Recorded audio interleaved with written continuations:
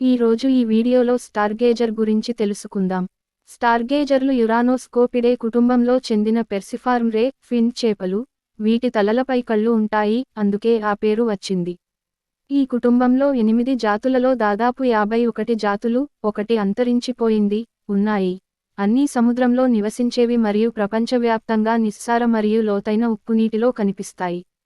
వివరణ: పైభాగాన ఉన్న కళ్ళతో పాటు స్టార్గేజర్కు పెద్ద తలలో పెద్ద, పైకి ఎదురుగా ఉన్న నోరు కూడా ఉంటుంది.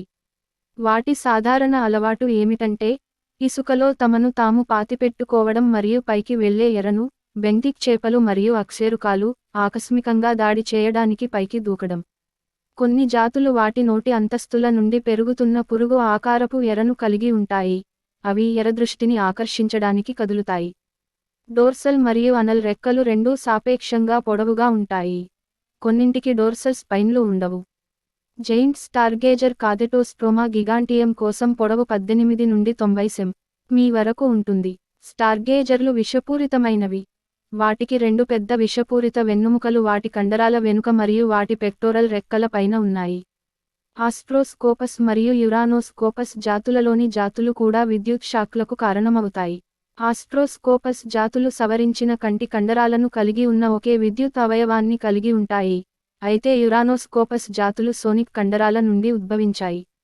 స్టార్గేజర్లలోని ఈ రెండు జాతులు బయోఎలెక్ట్రోజెనిసిస్ యొక్క 8 స్వతంత్ర పరిణామాలలో ఒకదాన్ని సూచిస్తాయి. అవి ఎలక్ట్రోరిసెప్టర్లను కలిగి ఉండకపోవడంలో ఎలక్ట్రిక్ చేపలలో ప్రత్యేకమైనవి, అంటే అవి ఎరను గుర్తించడానికి విద్యుత్ భావాన్ని ఉపయోగించవు. స్టార్గేజర్ జత చేసిన విద్యుత్ అవయవాలు తల లోపల, కళ్ళ వెనుక నిలువుగా అమర్చబడి ఉంటాయి.